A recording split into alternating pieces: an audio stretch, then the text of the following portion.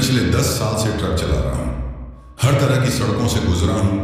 कुछ पहाड़ियों में सांप की तरह बल खाती हैं, तो कुछ इतनी लंबी और सीधी कि लगता है जैसे कहीं खत्म ही नहीं होगी। लेकिन एक बात मैं अच्छे से जानता हूं, रात के हाईवे सिर्फ जिंदा लोगों के लिए नहीं होते। उस रात शिलांगतुरा हाईवे कुछ अजीब लग रहा था। सड़क सुनसान थी, घने जंगलों को चीरती हुई आगे बढ़ रही थी, जैसे किसी जख्म का निशान। ट्रक की हेडलाइट्स कोहरे को भेदने की नाकाम कोशिश कर रही थी, जो पेड़ों के बीच से उड़कर रास्ते को ढक रहा था। मेरा खलासी पूरण बगल में बैठा सुस्ताता हुआ सुपारी चबा रहा था। उसके होंठ पान की लाली से रंगे थे, मानो खून लगा हो। बाबू, अगली ढाबे पर रुकते हैं, उसने अंगड़ाई लेते हुए कहा। कई घंटे हो गए। मैंने डैशबोर्ड की घड़ी देखी। 11:45 थे। इस वक्त कोई ढाबा खुला नहीं मिलेगा। इतनी रात को रुकने का सवाल ही नहीं उठता पूरण, मैंने गियर बदलते हुए कहा। सुबह तक चलते हैं। पूरण ने नाखुशी से सिर हिलाया, लेकिन बहस नहीं की। वो भी जानता था इस हाईवे पर रात में रुकना समझदारी नहीं है। बाहर हवा अजीब तरीके से पेड़ों को झुका रही थी, जैसे कोई अनदेखी चीज उनके बीच से गुजर रही हो। सड़क आगे मुड़कर घने अंधेरे में खो जाती थी, और तभी मैंने उसे देखा। एक औरत हाईवे के किनारे अकेली खड़ी थी। अंगुलियां अपने आप ब्रेक पर चली गईं। ट्रक झटके से आगे बढ़कर धीरे हुआ। बाबू, क्या कर रहे हो? पूरण घबराया, लेकिन फिर जब उसकी नजर औरत पर पड़ी तो वो भी चुप हो गया। वो सड़क के किनारे खड़ी थी, आधी कोहरे में लिपटी हुई, सफेद फटी साड़ी पहने, लंबे बिखरे बाल जो उसकी कमर से भी नीचे लटक रहे थे, पैर नंगे थे। पूरण का चेहरा सख्त हो गया। गाड़ी मत रोकना, उसने धीमी आवाज में कहा। बस निकल लो यहां से। मैं रुकने के बारे में सोच भी नहीं रहा था। कुछ था उसमें, कुछ जो इंसानी नहीं लग रहा था। मैंने एक्सीलरेटर दबा दिया। ट्रक गुर्राते हुए आगे बढ़ गया। औरत धुंध में खो गई, लेकिन जैसे ही हम आगे निकले, केबिन में एक तेज धप्पे की आवाज गूंजी। ऐसा लगा जैसे किसी चीज ने ट्रक को जोर से मारा हो। पूरण बुरी तरह चौंक गया। ये क्या था? मेरा दिल जोर से धड़कने लगा। मैंने शीशे में पीछे देखा, लेकिन सड़क खाली थी। न औरत थी, न कोई और निशान, बस वो न खत्म होने वाला घुमावदार हाईवे। 20 मिनट बीत गए, लेकिन सीने में उठी घबराहट कम नहीं हुई। ट्रक चलता रहा। जंगल दोनों तरफ और भी घना होता जा रहा था, और फिर वो गंध आई। शुरुआत में हल्की थी, जैसे कोई चीज दूर कहीं सड़ रही हो, लेकिन कुछ ही मिनटों में इतनी तेज हो गई कि दम घुटने लगा। एक भारी लोहे जैसी गंध। पूरण ने नाक ढक ली। बाबू, ये बदबू तुम्हें भी आ रही है? मैंने सिर हिलाया, स्टीयरिंग कसकर पकड़ लिया। ये खून की गंध थी। फिर ट्रक की हेडलाइट्स झपकी। इंजन ने एक बार खांसा, फिर हिचकिचाया, और फिर वो बंद हो गया। ट्रक सुनसान हाईवे के बीचों बीच आकर ठहर गया। खामोशी, गहरी, घुटन भरी खामोशी। और फिर अंधेरे के बीच हमने सुना एक फुसफुसाहट, धीमी, गहरी, भूखी। ट्रक ने मुझे पहले कभी इस तरह नहीं धोखा दिया था, कभी नहीं। मैंने चाबी घुमाई, एक बार, 2 बार। इंजन हिचका, पर चालू नहीं हुआ। हेडलाइट्स हल्की सी टिमटिमाई, फिर पूरी तरह बुझ गई। अब चारों ओर बस अंधेरा था। मेरे बगल में बैठे पूरण की सांसें तेज चल रही थी। मैं सुन सकता था कि वो अपने गले में पहना हुआ ताबीज टटोलने की कोशिश कर रहा था। बाबू, उसकी आवाज कांपी। ये सही नहीं है, मैंने जवाब नहीं दिया। मेरा हाथ स्टीयरिंग पर कस गया। कान चौकन्ने हो गए। आसपास का जंगल अस्वाभाविक रूप से शांत था। न झींगुरों की आवाज, न हवा की सरसराहट, बस वही धीमी फुसफुसाहट, जैसे कोई अंधेरे में घात लगाए बैठा हो। फिर वो आवाज आई, थक, एक भारी बोझिल दस्तक ट्रक के पिछले हिस्से से। पूरण का दम घुटा सा रह गया। मेरा हाथ धीरे धीरे सीट के नीचे रखी लोहे की रॉड की ओर बढ़ा। मन में ख्याल आया, क्या हमने किसी को टक्कर मार दी थी? कोई जानवर, कोई इंसान? मैंने पूरण की ओर देखा और आवाज को संयत रखा। टॉर्च निकालो। वो कुछ सेकंड झिझका, फिर कांपते हाथों से टॉर्च उठाई। उसकी रोशनी धुंधली सी लड़खड़ाई, अंधेरे को चीरने की नाकाम कोशिश करती हुई। फिर वही दस्तक, थक थक। कार्गो होल्ड से कोई या कुछ ट्रक के पीछे खड़ा था, अंदर आना चाहता था। मैंने मैंने सबसे पहले बाहर कदम रखा। मेरे जूते गीली सड़क पर दबे, हल्की चिपचिपाहट के साथ। पूरन के हाथ में टॉर्च थी, पर रोशनी थरथरा रही थी। हवा में लोहे जैसी तेज गाढ़ी गंध थी। जैसे ही हमने ट्रक के पिछले हिस्से की ओर कदम बढ़ाया, मेरे पेट में एक अजीब सी मरोड़ उठी। ट्रक के मेटल गेट पर कुछ लंबी गहरी लकीरें बनी थी, खून से सने हाथों के निशान। पूरन ने घुटी हुई आवाज में कुछ कहा, पर मैं सुन नहीं पाया। बाबू, हमें यहां से निकलना चाहिए। मैंने गले से उतरते हुए घूंट को महसूस किया, पर मैं पीछे नहीं हट सका। मेरे अंदर कुछ था, डर से ज्यादा कुछ, जो ये जानना चाहता था कि ट्रक के पीछे क्या था। मैंने धीरे धीरे हाथ बढ़ाकर कुंडी खोली। दरवाजे चरमराते हुए खुले। टॉर्च की रोशनी अंदर पड़ी और एक पल के लिए मुझे लगा शायद मेरी आंखें धोखा खा रही हैं। बोरे जिसके 10 रखे थे, कुछ भी इधर उधर नहीं हुआ था, पर गंध गहरी, मीठी, भारी, रक्त की गंध थी। और ठीक बीच में लकड़ी के फर्श पर एक ताजा खून का गाढ़ा काला गड्ढा। पूरन ने बस एक नजर डाली, फिर हड़बड़ाकर पीछे हटा। टॉर्च उसके हाथ से लगभग गिर ही गई। बाबू, ये गलत है। हमने कुछ मारा नहीं, हमने कुछ रोका नहीं। फिर ये खून, ये किसका है? मेरे पास कोई जवाब नहीं था। मेरी उंगलियां ट्रक के ठंडे मेटल पर जमी रही। क्या कोई ट्रक में चढ़ाया था? क्या हम किसी को अनजाने में साथ लेकर चल रहे थे? तभी वो एहसास हुआ, गर्दन के पिछले हिस्से में उठने वाली झुरझुरी। कोई हमें देख रहा था। मिट्टी में घुलती धुंध किसी सांस की तरह हिली। टॉर्च की रोशनी जब पेड़ों की ओर पड़ी, तब मैंने उसे देखा। एक परछाई, ना आदमी ना जानवर, बस एक लंबा पतला साया। और फिर वो हिला। मैंने पूरन की कलाई पकड़ी। ट्रक में वापस। अभी हम धड़धड़ाते हुए केबिन में चढ़े। मैंने दरवाजा झटके से बंद किया और कांपते हाथों से चाबी घुमाई। इंजन ने खांसा, हिचका और फिर दहा उठा। मुझे जैसे राहत महसूस हुई। मैंने गियर में डाला, एक्सीलेटर दबाया। टायरों की चरमराती आवाज जंगल में गूंजी। पर जब मैंने रियर व्यू मिरर में देखा, वो वहां खड़ी थी, लंबी, पतली। उसके उलझे हुए काले बाल रस्सियों की तरह झूल रहे थे। सफेद साड़ी गीली थी, किसी गहरे काले तरल से टपकती हुई। वो हिली तक नहीं, बस हमें जाते हुए देखती रही। लेकिन फिर फुसफुसाहट लौटी। इस बार वो ट्रक के बाहर नहीं थी, वो केबिन के अंदर थी। पीठ में ठंडक दौड़ गई। वो आवाज हल्की, नर्म, जैसे कोई बहुत पास खड़ा सांस ले रहा हो।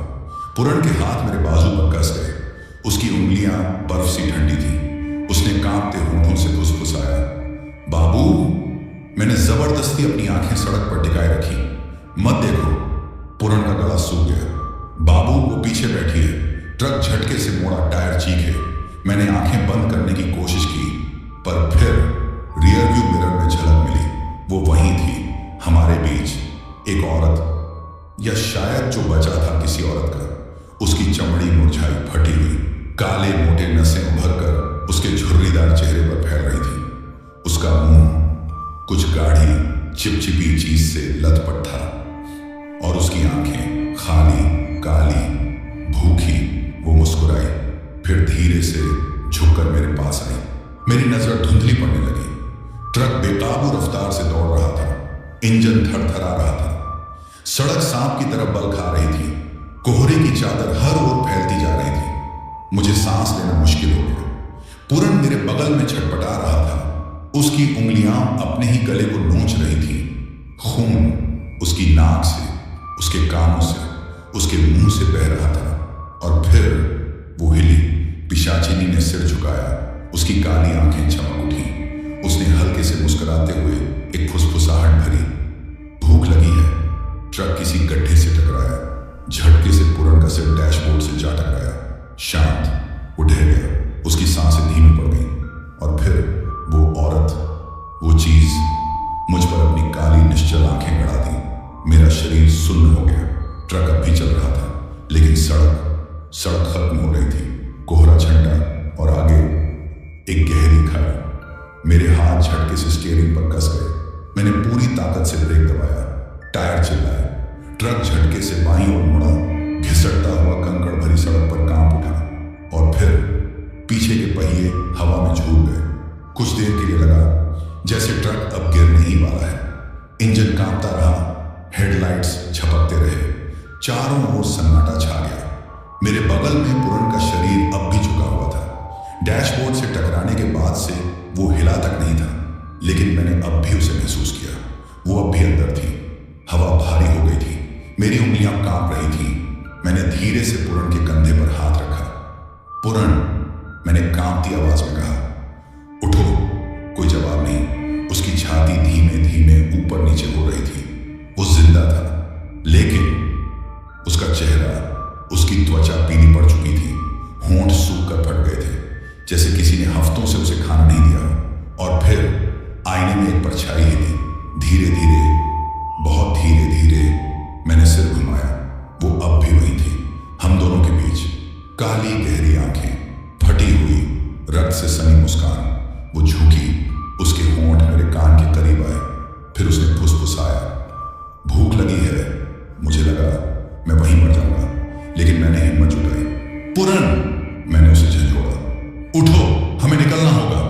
उसकी पलकें फड़फड़ाई, होंठ हिले, एक धीमी कमजोर सांस बाहर निकली।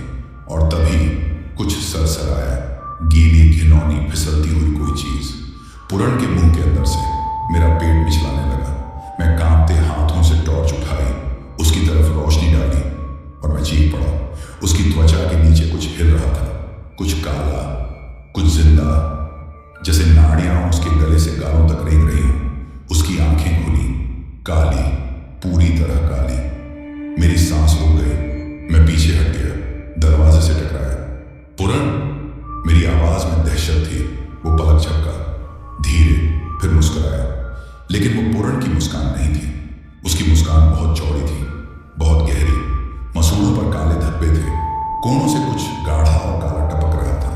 उसकी आवाज पूरन की नहीं थी। बाबू, आप कहाँ जा रहे हो? मेरे शरीर में खून जम गया। ये पूरन नहीं था, वो उसे खा चुकी थी। मैंने कांपते हाथों से दरवाजा खोला। ट्रक का वजन अब भी किनारे पर झूल रहा था। और तभी वो मुझ पर झपटी। मत जाओ बाबू, हम साथ हैं, हमेशा के लिए। ट्रक कांपा, एक भयानक चरमराहट गूंजी, पहिए हवा में उठ गए। ट्रक खाई में गिरने लगा।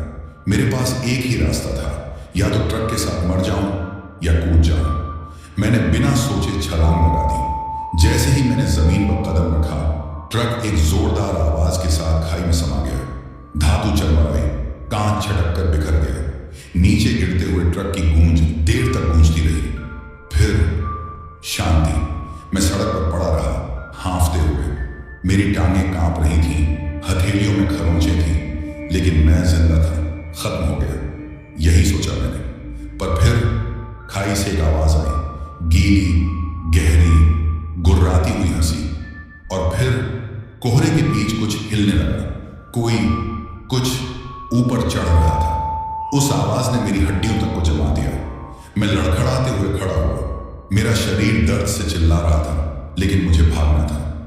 मेरा ट्रक, मेरी जिंदगी, सब चला गया था। और पूरन, वो मर चुका था। मैंने खाई की ओर देखा। घना कोहरा नीचे, सब कुछ ढक चुका था। लेकिन फिर कोहरे के बीच से वो निकला, पूरन। लेकिन वो पूरन नहीं था। उसकी गर्दन अजीब तरीके से मुड़ी हुई थी। उसकी चमड़ी जगह जगह से फटी थी। एक आंख बाहर लटक रही थी, हल्के हल्के झूल रही थी। मुंह से गाढ़ा काला खून टपक रहा था। लेकिन सबसे भयानक चीज, वो अब भी मुस्कुरा रहा था। पिशाचिनी उसे पहन चुकी थी। मैंने भागने की कोशिश की, लेकिन मैं जम गया। बाबू, पूरन की खाल में छुपे उस चीज ने कहा। उसकी आवाज गीली थी, घुटी घुटी, गलत। तू मुझे छोड़कर चला गया। मैंने सिर हिलाया, घबराते हुए पीछे हट गया। तू पूरन नहीं है। वो पूरी तरह से सड़क पर घिसटता हुआ आया। उसके टूटे हुए अंग अस्वाभाविक तरीके से झटके खा रहे थे, लेकिन फिर भी वो उठकर खड़ा हो गया। तेज, बहुत तेज। उसे खड़ा नहीं होना चाहिए था, लेकिन वो खड़ा था। और फिर उसने मेरी तरफ कदम बढ़ाया। मैंने दौड़ लगा दी। सड़क धुंध में खोती जा रही थी। मेरे पैर जलने लगे थे, सांसें उखड़ रही थी, लेकिन मैं रोक नहीं सकता था। पीछे पीछे से वो आ रही थी, घिसटते कदम।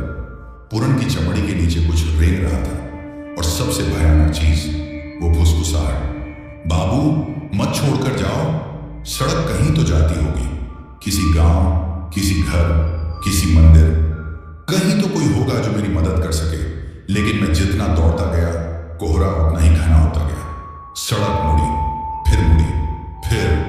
फिर से वही रास्ता। मुझे समझ आ गया, मैं इस जगह को जानता था। यही वो जगह थी जहां मेरा ट्रक खराब हुआ था। मैं गोल गोल घूम रहा था, कोई रास्ता नहीं था। और फिर कोई ठंडा हाथ मेरी कलाई पर कस गया। मैंने चीखते हुए झटपट हाथ छुड़ाने की कोशिश की, लेकिन उसकी पकड़ लोहे जैसी थी। पूरन का चेहरा, या जो कुछ भी उससे बचा था, मुझसे कुछ ही इंच की दूरी पर था। उसका चेहरा पिघलने लगा, मांस मोम की तरह नीचे सरक गया। चमड़ी मोटे लाल लकीरों में लटकी रह गई। उसके दांत काले लंबे हो गए, और फिर उसकी खोपड़ी के भीतर से वो देख रही थी रक्त पिशाचिनी। उसका असली रूप हड्डी और खून से बना हुआ। उसकी काली खाली आंखों में अंधेरा था। उसके जबड़े में भयानक नुकीले दांत चमक रहे थे। फुसफुसाहट फिर आई। अब वो धीमी नहीं थी, अब वो मेरे सिर के अंदर गूंज रही थी। मुझे अंदर आने दो बाबू। और फिर मैंने उसे महसूस किया। कुछ मेरे दिमाग में सरक रहा था, कुछ मेरे ख्यालों में घुस रहा था, मुझे जकड़ रहा था। मैंने लड़ने की कोशिश की, लेकिन बहुत देर हो चुकी थी। दुनिया टूट गई। अब मैं सड़क पर नहीं था, मैं फिर से ट्रक के अंदर था। हेडलाइट्स टिमटिमा रही थी। इंजन मेरे पैरों के नीचे थरथरा रहा था। और पूरन, वो मेरे बगल में बैठा था, सुपारी चबा रहा था, जैसे कुछ हुआ ही नहीं था, जैसे उसने मौत को नहीं देखा था, जैसे कुछ भी नहीं बदला था। लेकिन मैं जानता था ये सच नहीं था। मैंने धीरे से उसकी तरफ देखा। मेरी सांसें उखड़ी हुई थी। बाबू, उसने कहा। उसकी आवाज एकदम सामान्य थी। तू ठीक है? नहीं। मैंने स्टीयरिंग कसकर पकड़ लिया। ये सब झूठ है। पूरन का सिर झटके से मेरी ओर मुड़ा। वो मुस्कुराया, वही मुस्कान, बहुत चौड़ी, बहुत गहरी, बहुत गलत। और फिर उसकी आवाज दो हिस्सों में बंटी हुई थी, एक पूरन की और एक किसी और चीज की। किसी बहुत पुराने, बहुत भयानक अंधेरे से आई आवाज। अब तू मेरा है बाबू। मैंने स्टीयरिंग व्हील को कसकर पकड़ लिया। मेरी सांसें उथली हो गई थी। ट्रक मेरे नीचे हमेशा की तरह गरज रहा था।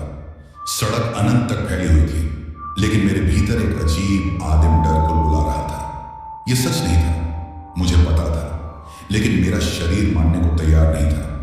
पूरन मेरे बगल में बैठा था, सुपारी चबाते हुए अपने उंगलियां डैशबोर्ड पर उसी पुरानी लय में थपथपा रहा था, जैसे कुछ हुआ ही नहीं था, जैसे वो मर चुका नहीं था। मैंने हल्के से सिर घुमाया, अपनी आवाज को काबू में रखते हुए पूछा, हम कहां जा रहे हैं? पूरन मुस्कुराया। वो मुस्कान बहुत चौड़ी, बहुत गलत। उसके दांत लाल थे, खून से सने हुए।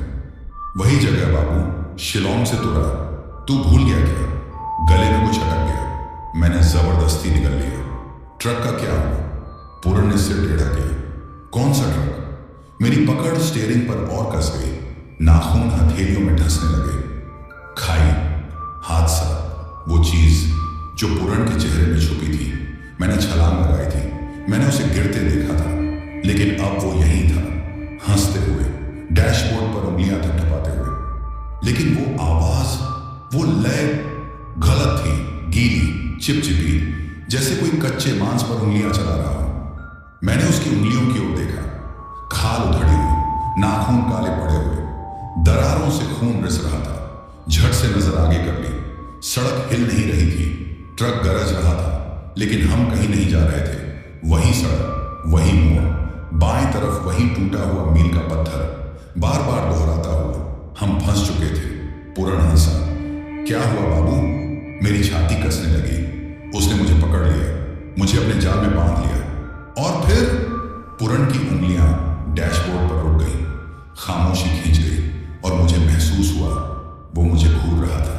धीरे से, बहुत धीरे से मैंने सिर घुमाया।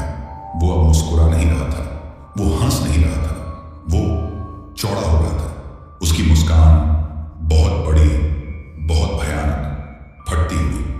और फिर उसकी आवाज बदली। पूरन की नहीं थी, किसी और की थी, किसी चीज की जो इंसान नहीं थी। जाग जा बाबू, खाने का वक्त हो गया है। और तभी एक तेज तेज चीर देने वाला दर्द मेरे पेट में, जैसे किसी ने अंदर से पकड़कर मरोड़ दिया हो। मैं दोहरा हो गया, हांफता हुआ। भूख, एक गहरी, असहनीय, न खत्म होने वाली भूख, जैसे मेरे अंदर कोई चीज मुझे भीतर से खा रही हो। मैं भूखा था, नहीं सिर्फ भूखा नहीं, तड़प रहा था, जैसे हफ्तों से कुछ खाया ना हो, जैसे महीनों से पेट खाली हो। पुरन या वो चीज जो उसकी खाल ओढ़े हुए थी मेरे करीब झुक आई। उसकी मुस्कान और चौड़ी हो गई, अस्वाभाविक, विकृत। उसकी आवाज गहरी, चिपचिपी, सरसराती हुई। तू महसूस कर रहा है ना? मैंने अपने पेट को पकड़ लिया। नहीं नहीं, ये सच नहीं हो सकता। लेकिन भूख तो सच थी। तभी एक गंध मेरे नथुनों से टकराई, गर्म, धातुमय, मदहोश कर देने वाली। ये गंध मैं जानता था, खून, गाढ़ा, ताजा, मीठा। मेरा मुंह पानी से भर गया। मैंने आंखें भींच ली, कांपते हुए। नहीं, ये मैं नहीं हूं, ये सब असली नहीं है। मेरे बगल में बैठी वो चीज हंसी, धीमी, ताने मारती, ठंडी। तू अब हमारा ही हिस्सा है बाबू। मैंने इनकार कर दिया। मैंने अपनी जीभ जोर से काट दी। एक तीखा दर्द उठा। उस दर्द ने मेरे दिमाग में गुस्से धुंध को थोड़ा चीर दिया। भूख अब भी थी, चीरती, नोचती, जलाती हुई, लेकिन मैंने खुद को काबू में रखा। मुझे जाने दे, मैंने फुसफुसाया। मेरी आवाज अब मेरी जैसी नहीं लग रही थी। पुरण की खाल ओढ़े उस चीज ने धीरे से झुककर मेरा चेहरा देखा। सड़ा गला, दुर्गंध से भरा सांस, और फिर वो बोली, तो फिर भूखा मर। और तभी ट्रक गायब हो गया। अंधेरा मुझे निकल गया। कोई सड़क नहीं, कोई धुंध नहीं, कोई आसमान नहीं, सिर्फ स्याह, अंतहीन शून्य। और उस अंधेरे में मैं अकेला था, सिवाय इसके कि मैं सच में अकेला नहीं था। पर मैं नहीं था, कुछ मेरे अंदर था, रेंगता हुआ, मरोड़ खाता हुआ, कुतरता हुआ। मैं उसे अपनी नसों में सरकते हुए महसूस कर सकता था, पेट में लिपटते हुए, खोपड़ी में फुसफुसाते हुए। मैं घुटनों के बल गिर पड़ा, सिर पकड़कर चीख पड़ा, निकल जाओ। मैंने हांफते हुए कहा, मेरे अंदर से निकल जाओ। आवाज, उसकी आवाज मुझे फंदे की तरह जकड़ रही थी। क्यों? तुमने ही तो मुझे बुलाया था। मैंने सिर झटकते हुए कहा, नहीं, मैंने नहीं। हंसी, गहरी, खरखराती, व्यंग्य से भरी। अरे मगर बुलाया तो तुमने ही था। सड़क भूखी है बाबू, और तुम भी। कुछ मेरे सीने को चीरते हुए निकला। मैं चीख पड़ा, आगे गिर पड़ा। मेरी उंगलियां मिट्टी में धंस गई। मिट्टी! मैंने हांफते हुए आंखें झपकाई। अंधेरा टूट गया। सड़क साफ थी, कोहरा गायब था, ट्रक गायब था, पुरण भी गायब था। पर जो भूख थी वह अब भी थी, गहरी, हिंसक, बेरहम। और मैं जान गया, वो मेरे अंदर कुछ छोड़ गई थी, कुछ ऐसा जो कभी नहीं जाएगा। मुझे नहीं पता मैं वहां कितनी देर तक पड़ा रहा। जब आखिरकार मैं उठा, मेरा शरीर दर्द से कराह रहा था। मेरी गला जल रहा था, जैसे सदियों से सूखा पड़ा हो। मैं अकेला था। हाईवे मेरे सामने नीरवता में फैला हुआ था। कोई आवाज नहीं, कोई रोशनी नहीं। लेकिन मैं वही इंसान नहीं था जो इस सफर की शुरुआत में था। अब मैं उसका हिस्सा था। अब वह मेरी रगों में थी, और उसकी दी हुई यह भूख, ये कभी शांत नहीं होगी। मैं लड़खड़ाते हुए आगे बढ़ा, नंगे पैर चलती हुई सड़क पर। मुझे नहीं पता मैं कहां जा रहा था, पर सड़क हमेशा कहीं ना कहीं ले ही जाती है। और मुझे एक बात का यकीन था, वह अभी मुझसे पूरी तरह खत्म नहीं हुई थी। मैं चलता रहा। मुझे नहीं याद कि कितनी देर तक। सड़क अंतहीन फैली थी। भूख अंदर से मुझे कुतर रही थी, जैसे कोई जिंदा चीज मेरे भीतर छटपटा रही हो। मेरी टांगों में जलन थी, होंठ फट चुके थे, पर मैं रुक नहीं सकता था। फिर मैंने रोशनी देखी। एक गांव, छोटे छोटे घर, घास फूस की छतें, खिड़कियों में टिमटिमाते दीपक, चूल्हों से उठता धुआं, कहीं दूर से कुत्ते के भौंकने की आवाज। सांस में राहत भर गई। सभ्यता, लोग, मदद। मैं कांपते हुए आगे बढ़ा। सांसें उखड़ी हुई थी, पूरा शरीर दर्द से चूर था, पर मैं किसी तरह उस पहले झोपड़े तक पहुंचा। दरवाजे पर जोर से दस्तक दी, कोई जवाब नहीं। मैंने फिर से खटखटाया, बाबू, कोई है? पानी, कुछ भी, प्लीज। अब भी खामोशी। भूख अंदर से और तीव्र हो गई, शरीर ऐंठने लगा। फिर दरवाजा चरमरा कर खुला। एक औरत खड़ी थी, हल्की रोशनी में, चेहरा अंधेरे में छिपा हुआ। एक पल के लिए राहत से मेरा दम भर आया। प्लीज, मैंने हाँफते हुए कहा। पानी, कुछ भी। फिर वे आगे आए और मैंने उसका चेहरा देखा। उसकी त्वचा बहुत ज्यादा पीली, उसके होंठ बहुत ज्यादा लाल और उसकी आंखें, कुछ तो बहुत गलत था। वे आंखें काली, खाली, भूखी, मेरी तरह। मेरे भीतर की भूख तड़प उठी और वह मुस्कुराई। तुम घर आ गए बाबू? मैं कांपता हुआ पीछे हट गया। नहीं नहीं, मैं तुम्हें नहीं जानता। औरत ने सिर टेढ़ा किया। जानते तो हो। दरवाजा और खुला और मैं उन्हें देख सका। मर्द, औरतें, बच्चे सब अंधेरे में खड़े थे। सब मुझे देख रहे थे। उनकी आंखें रात की तरह काली, उनकी मुस्कान असामान्य रूप से चौड़ी। वही मुस्कान जो पूरण के चेहरे पर थी मरने से पहले। मेरा दिल दहल उठा। मैं मुड़ा और भागा। कच्ची सड़क पर दौड़ते हुए मेरे कदम लड़खड़ा रहे थे। मुझे नहीं पता था कि मैं कहाँ जा रहा हूँ, बस मुझे यहाँ से दूर जाना था। लेकिन जैसे जैसे मैं भागा, मुझे और घर देखने लगे और रोशनियां और खिड़कियों से झांकते चेहरे। कहीं दूर एक मंदिर की घंटी बजी, गहरी, भारी, डरावनी। मैं गांव के आखिरी छोर तक पहुंचा और खुद को फिर उसी पहले घर के सामने पाया। वही औरत अब भी वहां खड़ी थी, मुस्कुराती हुई। घर के दरवाजे खुलने लगे, लोग बाहर आने लगे, चारों तरफ से मुझे घेरते हुए। औरत फुसफुसाई, तुम यहां से नहीं जा सकते। ये जगह अब तुम्हारा हिस्सा बन चुकी है। मेरे घुटने कांप गए। मैं जमीन पर गिर पड़ा, हाँफते हुए। मेरे अंदर की भूख और तीव्र हो गई, ऐंठती हुई, जलती हुई।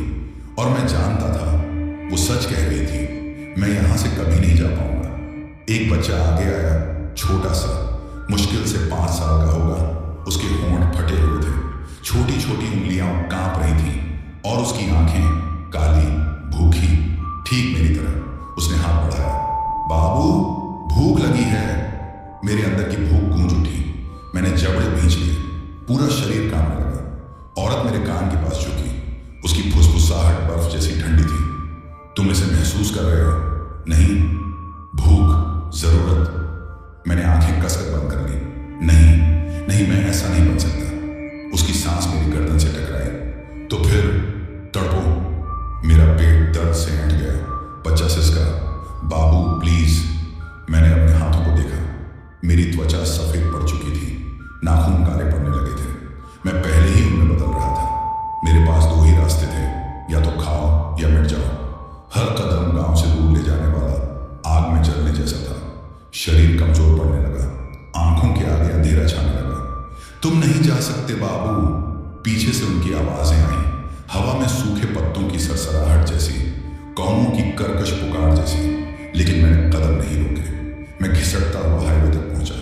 धुंध मेरे चारों ओर लिपट गई, सांप की तरह, मेरी कमजोर होती देह को अपनी गिरफ्त में लेते हुए। नहीं, अब और नहीं। पिशाचिनी ने मुझसे सब कुछ छीन लिया था, पूरण को, मेरा ट्रक, मेरा जीवन। लेकिन मैं उसे अपनी आत्मा नहीं लेने दूंगा। मैं उनमें से एक नहीं बनूंगा। भूख ने भीतर से चिल्लाया, लौट जाओ, समर्पण कर दो, खा लो। मेरे घुटने सड़क पर टिक गए, मेरी सांसें उखड़ने लगी। मेरा शरीर मेरा नहीं रह गया था, ये सड़ रहा था, बदल रहा था। अगर मैंने अभी कुछ नहीं किया तो यह सब खत्म हो जाएगा। मैंने अपनी आंखें बंद कर ली और अपने भीतर झांका। भूख से परे, दर्द से परे, उस चीज से परे जिसे उसने मेरे अंदर बो दिया था। और फिर मैंने उसे जड़ से उखाड़ फेंका।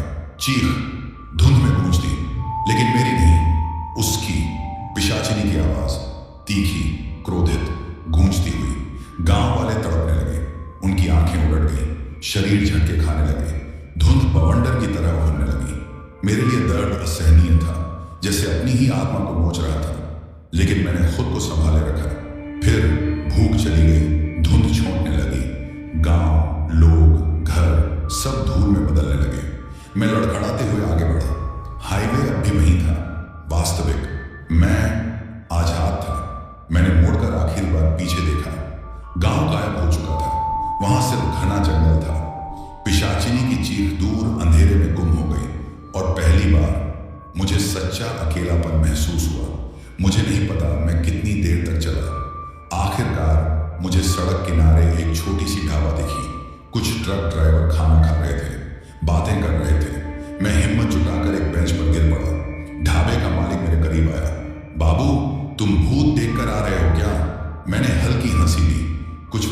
समझ लो। उसने मेरे सामने पानी रखा। पी लो, लग रहा है जैसे आधे मरे हो। मैंने गिलास उठाया, एक घूंट लिया और पहली बार इस पानी का स्वाद खून जैसा नहीं था। मैं आजाद था। सड़क अब मुझे नहीं बुला रही थी, भूख चली गई थी। मैं बस एक ट्रक ड्राइवर था और मैं घर जा रहा था। सूरज उग रहा था जब मैं आखिरकार ढाबे से निकला। कोहरा छंट चुका था और सड़क मेरे सामने दूर तक फैली हुई थी, खाली और स्थिर। कुछ अजीब सा एहसास हो रहा था, जैसे मैं इसे पहली बार देख रहा था। न कोई परछाई, न कोई फुसफुसाहट, सिर्फ मेरे ट्रक की जानी पहचानी गूंज जो मेरे सीने में हल्की थरथराहट पैदा कर रही थी। मैंने पीछे मुड़कर शीशे में देखा, खाली। न कोई धुंध, न कोई अंधेरा, न कोई गांव। अब सिर्फ मैं था और बहुत समय बाद पहली बार मुझे डर नहीं लग रहा था।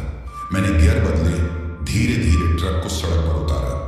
डीजल और पुराने चमड़े की जानी पहचानी गंध हवा में घुल गई। मेरे हाथ, जो अभी भी हल्के से कांप रहे थे, फिर भी स्टीयरिंग पर मजबूती से जमे हुए थे। मैं आजाद था। मैंने यह सब पीछे छोड़ दिया था। वापसी का सफर अलग था, अजीब सा शांत। वो रातें जब डर मेरी सांसों में घुला रहता था, अब बीते हुए समय की धुंधली यादें मात्र थी। छोटे कस्बों से गुजरते हुए मैंने देखा, बच्चे गलियों में खेल रहे थे, बूढ़े लोग अलाव के पास बैठे थे और जिंदगी सामान्य लग रही थी। मुझे एहसास हुआ कि मैं इस सामान्य जीवन को कितना तरस गया था। जब मैं अपने शहर की सीमा पर पहुंचा तो दिल की धड़कनें धीरे धीरे सामान्य होने लगी। पहाड़ियों के बीच से गुजरती वो परिचित सड़क शांत और सौम्य, जैसे मुझे घर बुला रही थी। आखिरकार मैं उस मोड़ पर पहुंचा जहां से मेरे घर का रास्ता शुरू होता था। वह छोटा साधारण सा घर जिसे मैंने महीनों पहले पीछे छोड़ दिया था। ट्रक रोककर मैंने स्टीयरिंग पर उंगलियां फिराई। एक अजीब सा सुकून, एक अजीब सी समाप्ति का एहसास हुआ। मैं घर आ चुका था। ट्रक से उतरते ही मैंने गहरी सांस भरी। हवा में ठंडक थी और दूर आसमान में सूरज पूरी रोशनी के साथ चमक रहा था। मैं दरवाजे की ओर बढ़ा। हाथ कांपते हुए मैंने कुंडा पकड़ा। दरवाजा चरमराया और धीरे धीरे खुल गया। अंदर सब कुछ वैसा ही था जैसा मैं छोड़कर गया था। दरवाजे के पास रखे मेरे पुराने जूते, खिड़कियों पर लटके फीके पड़ चुके पर्दे और वो बासी हवा की गंध जो इस लंबे समय से खाली पड़े घर में भर गई थी। और फिर कमरे के एक कोने में मैंने उसे देखा। मेरी पत्नी, वो वहीं खड़ी थी, चौड़ी आंखों से मुझे देख रही थी, अविश्वास से भरी हुई। उसका चेहरा कोमल था, लेकिन हवा में एक अजीब सी घुटन थी, कुछ अनजाना, कुछ ठंडा। बाबू, उसने फुसफुसाते हुए कहा, एक कदम आगे बढ़ते हुए। मैंने मुंह खोला कुछ कहने के लिए, लेकिन शब्द बाहर नहीं निकले। मैं बस बचने पर, जिंदा रहने पर इतना ध्यान लगाया था कि मैंने कभी यह नहीं सोचा था कि लौटने का मतलब क्या होगा। मैंने सोचा था कि यहां शांति मिलेगी, प्यार मिलेगा, वही गर्माहट जो पीछे छोड़ आया था। लेकिन उसकी आंखों में जो कुछ था वो बदला हुआ था। मेरा दिल एक पल के लिए लड़खड़ा गया और एक ठंडी लहर मेरी रीढ़ में दौड़ गई। मैंने सावधानी से एक कदम आगे बढ़ाया। मेरा गला सूखने लगा। तुम ठीक हो? उसकी आवाज कांप रही थी। मैंने धीरे से सिर हिलाया, लेकिन मेरे पेट में उठ रहा डर कम नहीं हुआ। वो मेरा इंतजार कर रही थी। उसने मुझे थामे रखा था, लेकिन मैं बदल चुका था। अगले कुछ दिन धुंधले थे। मैंने खुद को अपने पुराने जीवन में समाने की कोशिश की, ये दिखाने की कोशिश की कि सब ठीक था। लेकिन जब भी मैं कुछ छूता, मेरे हाथ हल्के से कांप उठते। मैंने उन भूख भरी रातों को भूलने की कोशिश की, उन फुसफुसाते सायों को भुलाने की कोशिश की, उस दर्द को भुलाने की कोशिश की। लेकिन घर की खामोशी वो घुटन भरी थी। हर परछाई, हर दीवार की दरार जैसे मुझे याद दिला रही थी कि मैं क्या छोड़कर आया था। हर लकड़ी की चरमराहट जैसे कोई चेतावनी दे रही थी। एक रात जब मैं खिड़की के पास बैठा था, मुझे बाहर कुछ हिलता हुआ दिखा। मैंने पलकें झपकाई और सिर घुमाया। कुछ नहीं। मैंने खुद को समझाने की कोशिश की कि यह सब मेरा भ्रम था। लेकिन जब मैंने दोबारा खिड़की की तरफ देखा, मैंने उसे देखा। एक परछाई, इस बार वो साफ थी। एक लंबी आकृति मेरे गेट के ठीक बाहर खड़ी थी। मेरा दिल जोर से धड़कने लगा। मैं खड़ा हुआ, दरवाजे की तरफ बढ़ा, लेकिन इससे पहले कि मैं वहां पहुंचता, वो आकृति अंधेरे में घुल गई। मैं लड़खड़ाकर पीछे हटा। नहीं, मैं फिर से पागल नहीं हो रहा था। मैंने दरवाजा खोला और बाहर कदम रखा।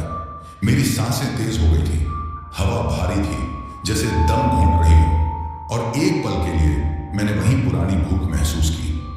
लेकिन वो सिर्फ एक क्षण भर की चीज थी, सिर्फ एक याद। मैंने सिर झटका और घर की ओर मुड़ा, लेकिन मेरा दिमाग पहले ही किसी अनजाने डर में उलझ चुका था।